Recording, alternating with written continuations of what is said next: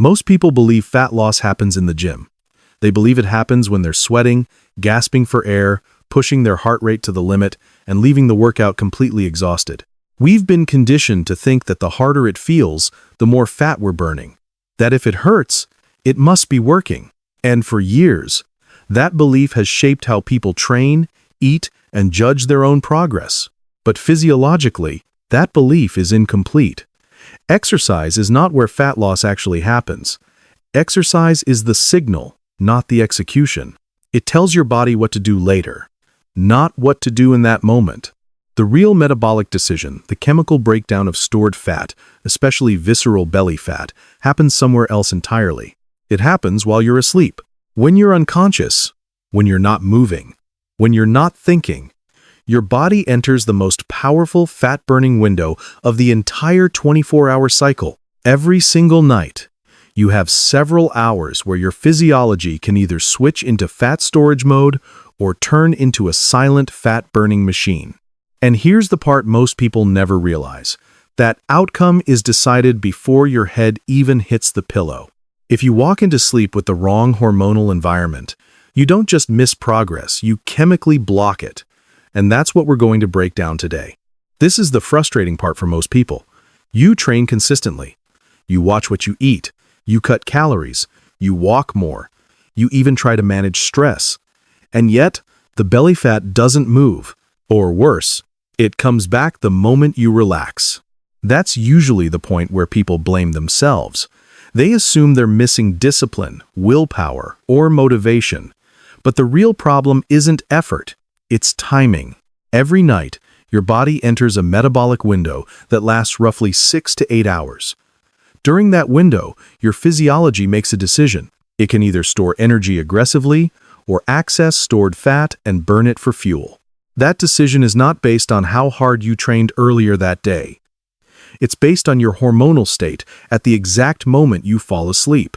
If you go to bed with elevated cortisol and elevated insulin, your body is chemically locked out of fat loss. Lipolysis slows down. Growth hormone stays suppressed. Deep sleep fragments. And instead of repairing tissue and burning visceral fat, your system spends the night managing stress and stabilizing blood sugar. You wake up feeling tired, inflamed, and unchanged. This is why so many people plateau despite doing everything right. They're focusing on daytime behaviors, while the real metabolic decision is happening at night silently, automatically, and completely outside conscious control. To understand why the night matters so much, you have to understand one core biological rule. Your fat-burning hormones and your stress hormones do not work at the same time. They operate on opposite shifts. When one is active, the other is locked out. Cortisol is the day shift hormone. It keeps you alert, mobilizes glucose, raises blood sugar, and prepares your body to deal with problems. It's useful during the day. It helps you wake up, focus, and perform. But cortisol was never designed to stay elevated deep into the night. Growth hormone, or HGH, is the night shift hormone.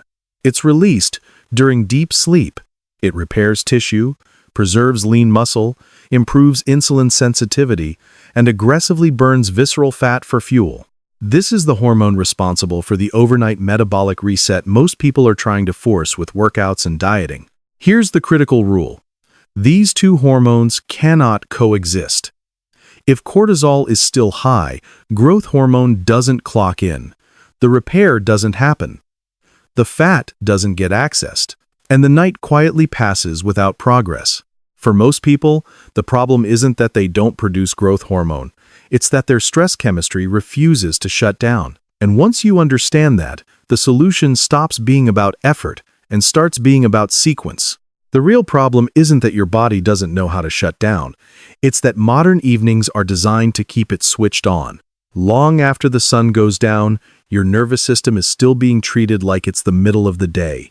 Bright overhead lights, endless emails, late night scrolling, late meals, constant stimulation. All of it sends the same message to your brain. Stay alert, stay reactive, stay ready.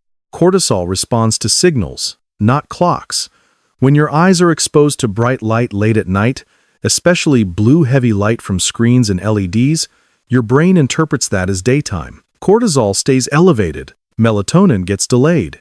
And as long as cortisol is circulating, growth hormone cannot take over. This is why so many people feel exhausted at night, but wired the moment they lie down. Their body wants to rest, but their biology hasn't been given permission yet. The night shift never gets the signal to clock in. And without that shift change, fat loss doesn't stall because you're doing something wrong. It stalls because the environment never changes. Once you understand that fat loss at night is about creating the right internal environment, the goal becomes very simple. You have to de-escalate your biology on purpose. This doesn't happen automatically anymore. In a modern world, the evening has to be engineered, and it starts several hours before sleep, not at the moment your head hits the pillow. Think of the last part of your day as a countdown, not a checklist, not a set of rules, but a gradual slope downward. Your nervous system needs time to transition from performance mode into repair mode. If that transition is rushed, incomplete, or skipped entirely, cortisol stays elevated and the night shift never fully activates. The first signal in that countdown is metabolic. When you continue eating late into the evening, especially heavy or carbohydrate-dense meals, your insulin remains elevated and your core body temperature stays high. That combination tells your brain that the day is still ongoing. The body stays in fuel management mode instead of switching into fat access and repair. By creating a clear cutoff between daytime intake and nighttime rest, you send a powerful biological message. The hunt is over, the lights are fading, and it's safe to shift priorities. Everything that follows builds on that signal. When you eat late at night, especially within a couple of hours of sleep, you're not just adding calories, you're changing the entire hormonal context of the night. Digestion is an active process. It raises core body temperature, increases insulin, and keeps your metabolism focused on incoming fuel instead of stored energy. From a biological perspective, your body believes the day is still happening. Insulin plays a critical role here. During the day, insulin helps shuttle nutrients into cells. But at night, elevated insulin becomes a blocker. It suppresses lipolysis, competes with melatonin, and interferes with deep sleep architecture. Instead of transitioning into repair mode, your system stays busy managing blood sugar. The result is lighter sleep, less growth hormone release, and reduced access to visceral fat stores. This is why people who eat close to bedtime often wake up feeling hot, restless, or unrefreshed. Their physiology never fully made the switch. The night was spent processing food, not restoring tissue or burning fat. There is one important nuance. If you regularly wake up around 3 a.m., feeling alert, shaky, or anxious, your system may not yet tolerate long fasting windows at night. In that specific case, a very small, protein-focused snack can act as a temporary bridge. But the long-term goal remains the same. Close the kitchen early enough for your hormones to do their real work. Most people think of their eyes as cameras. But biologically, your eyes are hormone sensors first. Deep inside the retina are specialized cells that don't care about shapes or color. They care about light timing, and they are especially sensitive to blue heavy light. When that light hits your eyes at night, whether it's from your phone, your TV, or bright overhead LEDs, it sends a very specific signal to your brain. It's still daytime. That signal travels directly to the brain's circadian control center, where it delays melatonin release and keeps cortisol elevated. And as long as melatonin is suppressed, insulin doesn't fully quiet down. This is where most people unknowingly sabotage the entire night. They dim the room emotionally, but not biologically. They sit under bright lights until 10 or 11 p.m., scrolling, answering messages, watching shows, and wondering why sleep feels shallow and restless. Their body never receives permission to switch modes. When melatonin finally rises, it doesn't just make you sleepy, it actively prepares your metabolism for the night.